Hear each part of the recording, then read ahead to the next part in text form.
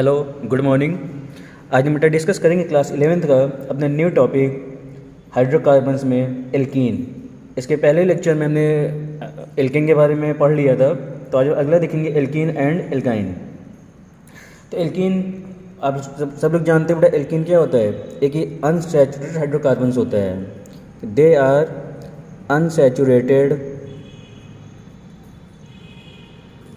Unsaturated hydrocarbons.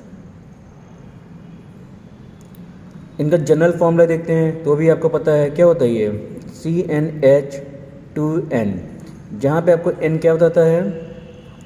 Number of carbon atoms. अगर मैं structure की बात करते हैं तो स्ट्रक्चर देखा जाता है तो एल्कीन में आप जानते हैं कि कार्बन कार्बन के बीच में क्या होता है? डबल बॉन्ड होता है। तो कोई भी एल्कीन देखते हैं तो वहाँ पे कार्बन कार्बन के बीच में डबल बॉन्ड होना ही होना है। और अब जहाँ डबल बॉन्ड होता है तब उसमें ये जानते हैं कि इसमें एक सिग्मा और एक क्या होता है? पाई बॉन्ड होता है। यानी एल्कीन में जब एल्कीन का स्ट्रक्चर बनेगा तो वहाँ एक सिग्मा बॉन्ड होगा और एक क्या होगा? पाई बॉन्ड होगा। इसमें किसी को भी सिग्मा किसी को भी पाई बॉन्ड कह सकते हैं। तो इसका जनरल स्ट्रक्चर होता है। और अगर इसके हाइब्रिडाइजेशन की बात करते हैं तो कोई भी एल्कीन है जिसमें मान लो अपने स्ट्रक्चर लिया carbon double bond, carbon single bond या फिर बॉन्ड हो गए, ठीक है। अगर देखिए, अगर मैं इसका क्या निकालूँ हाइब्रिडाइजेशन, तो इस कार्बन की सिग्मा बॉन्ड काउंट कर लीजिए आप। कितने सिग्मा बॉन्ड हो जाएंगे? 1, 2 एंड 3। पाई बॉन्ड को हम काउंट नहीं करते, ध्यान रखिएगा। पाई बॉन्ड नॉट काउंट, ध्यान रखिएगा कि पाई बॉन्ड को हम काउंट नहीं करते हैं। तो कितने सिग्मा बॉन्ड? एक सिग्मा बॉन्ड ये, एक सिग्मा बॉन्ड ये और एक सिग्मा बॉन्ड फिर ये। जितने सिंगल बॉन्ड होते हैं वो सिग्मा बॉन्ड होते हैं, और जहाँ डबल बॉन्ड होते हैं एक सिग्मा और एक पाई होता है। तो सिग्मा बॉन्ड कितने हैं? 3 सिग्मा बॉन्ड पे आपको बताया गया था पहले कि जो हाइब्रिडाइजेशन आता है क्या आता है? वो sp2। यानी इस पर जो कार्बन का हाइब्रिडाइजेशन आएगा क्या आएगा? वो sp2 आएगा। सेम तरीके इस पर भी निकाल लेंगे तो क्या आएगा? ये sp2 ही आएगा। ये जनरली एल्कीन का क्या होता है? स्ट्रक्चर हो गया। बाकी इसका नॉमेनक्लेचर आपने नॉमेनक्लेचर पार्ट में पढ़ ही लिया था। अभी हम डिस्कस करेंगे मेथड ऑफ प्रिपरेशन, फिर केमिकल प्रॉपर्टीज़ क्या क्या है, और उसके फिजिकल प्रॉपर्टीज़ और उसके यूजेस वगैरह बुक से देख लीजिएगा। तो पहले हम देखते हैं general method of preparation of alkenes. पहले हम इसमें टॉपिक अपने डिस्कस करेंगे हम methods of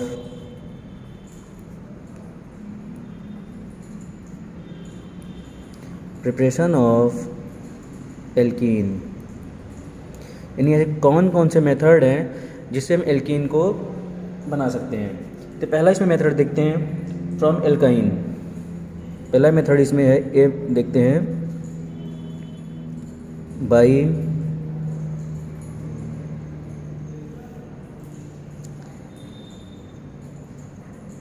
by partial reduction of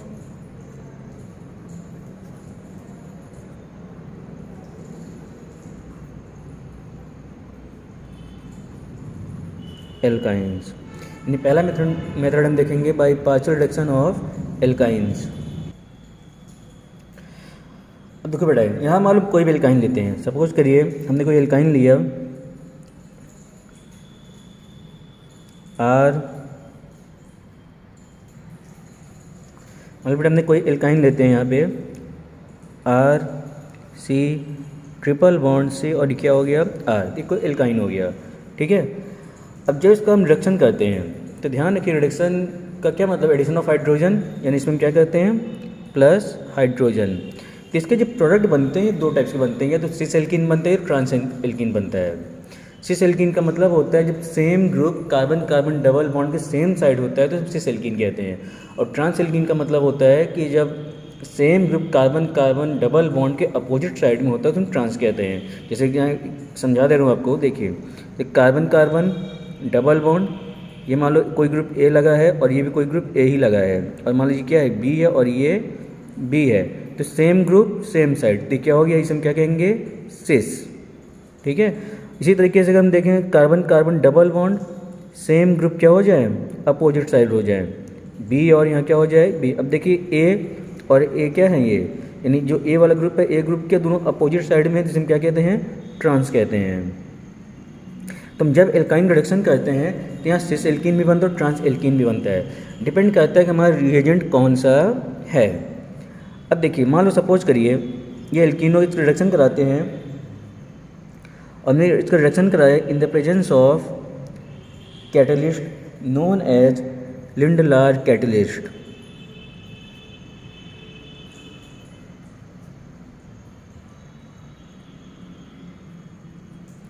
ठीक है, जब बेटा हम लिंडलार कैटलिस्ट इस्तेमाल करते हैं तो यहाँ जो एल्कीन बनता है वो बनती है सिस एल्कीन। कौन सा बनेगा यहाँ पे? Cis alkene. यानी आपका यहाँ पे क्या करेंगे, पाई बॉन्ड को ब्रेक करके किसको ऐड करेंगे? हाइड्रोजन को। तो कार्बन डबल बॉन्ड कार्बन, क्या हो जाएगी ये आर आर एच और एच, तो कैसा बना ये? Cis alkene. सिमिलरली हम देखते हैं अगर इस पे सेम एल्कीन पे हम रिएक्शन करा दें सोडियम के साथ लिक्विड अमोनिया, क्या ले लें? सोडियम के साथ क्या ले लें हम? लिक्विड अमोनिया ले लें। इस केस में क्या होता है? ट्रांस एल्कीन बनता है। इस केस में क्या होगा बेटा? यहाँ पे देखिए, अगर इसी एल्काइन में हम क्या लें, सोडियम के साथ लिक्विड अमोनिया ले लेते हैं तो वहाँ क्या बनता है? Trans alkene. ट्रांस एल्कीन बन कैसे बनाएंगे फिर हम? Carbon carbon double bond, hydrogen को ऐड करना है, एच एच, ये आपका एल्किल ग्रुप, ये क्या हो गया? Alkyl group. ठीक है, तो क्या बन गया ये? Trans alkene. Trans alkene. यहाँ आर कोई ना कोई क्या होगा? यहाँ पे एल्किल ग्रुप होगा। तो ये पहला मेथड ऑफ प्रिपरेशन था। माय नेक्स्ट मेथड इसमें from dehalogenation of vicinal dihalides, from dehalogenation of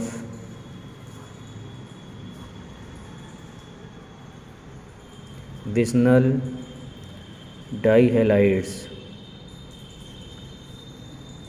इस केस में बेटा क्या होता है, आपने मान लो कोई क्या लिया? Alkyl halide. ठीक है, और एल्किल हैलाइड कैसा होना चाहिए? विस्नल होना चाहिए। विस्नल का मतलब होता है कि आपका जो हैलोजन ग्रुप हो वो जस्ट एडजेसेंट कार्बन पे लगे हों। ठीक है, ये भी आपका एक्स यहाँ क्या दिखा? कोई ना कोई हैलोजन ग्रुप होगा। ठीक है, जब हैलोजन ग्रुप बगल बगल कार्बन पे लगे होते हैं उसमें क्या कहते हैं? विस्नल डाइहैलाइड्स बोला जाता है। इसके हम रिएक्शन कराते हैं किसके साथ? जिंक के साथ। इसको जब हम हीट करते हैं, क्या कहते हैं इसको?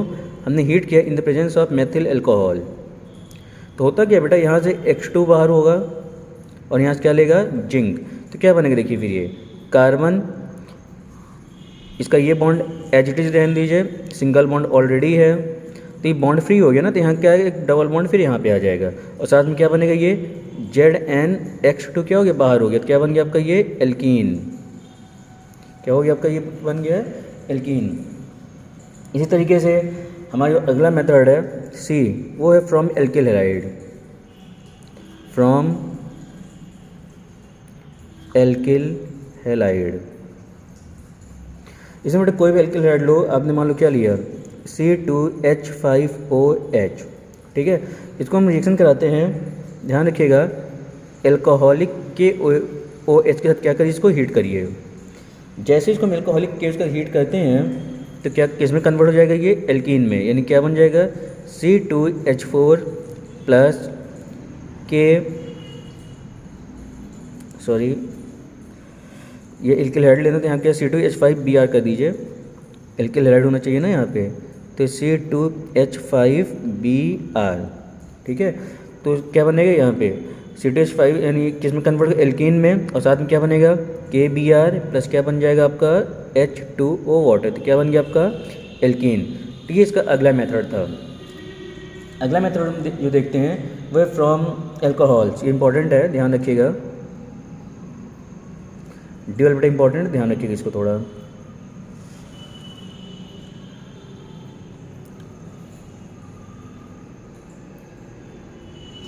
फ्रॉम एल्कोहल, ये किसी भी एल्कोहल का हम जब कराते हैं एसिडिक डिहाइड्रेशन तो क्या बनता है? वहाँ पे एल्कीन बनता है। देखिए, फिर मान लो आपने कोई एल्कोहल लिया C2H5OH। ठीक है, इसको बेटा हमने हीट किया इन the presence of concentrate H2SO4, concentrate H2SO4, और आप सब लोग जानते हैं जो H2SO4 होता है वो क्या होता है, डिहाइड्रेटिंग एजेंट होता है, यानी ये वाटर मॉलिक्यूल्स क्या करेगा, एक्सट्रैक्ट करेगा, रिमूव करेगा, यानी यहाँ से वाटर मॉलिक्यूल को रिमूव करेगा। तो वाटर मॉलिक्यूल रिमूव करेगा तो OH और यहाँ से क्या लेगा, एक H, तो क्या बन जाएगा फिर ये C2H4 प्लस H2O, तो क्या बन गया ये एल्कीन। इसे हम कहते हैं एसिडिक डिहाइड्रेशन ऑफ एल्कोहल। मान लो सपोज को एग्जांपल और लेते हैं, मान लो आपने क्या लिया CH3CHOHCH3, ठीक है, इसको भी हमने क्या किया, फिर हीट किया, कॉन्सेंट्रेट H2SO4 लिया, उसको क्या किया हमने, फिर हीट किया। तो देखो बेटा यहाँ से हमें OH तो लेना ही लेना है, H आपको लेना है। अब H आप चाहे यहाँ से ले लो चाहे यहाँ से लो, आपकी मर्जी है वो। सपोज को हमने H यहाँ से लिया तो क्या बनेगा फिर ये CH2 डबल बॉन्ड CH और क्या जाएगा फिर ये CH3, क्या बन गया ये एल्कीन। तो ये इसका अगला मेथड ऑफ प्रिपरेशन था।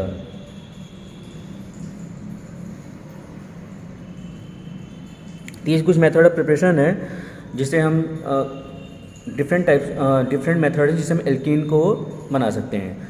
नेक्स्ट टॉपिक में हम देखेंगे इसकी केमिकल प्रॉपर्टीज़ कौन कौन सी हैं। इसके फिजिकल प्रॉपर्टीज़ आप बुक से देख लीजिएगा, खास कर बॉइलिंग पॉइंट, मेल्टिंग पॉइंट वगैरह चेक कर लीजिएगा। फिजिकल प्रॉपर्टीज़ आप किसी बुक से आप पढ़ सकते हो। अपने नेक्स्ट पार्ट में देखेंगे chemical properties of alkene. Thank you.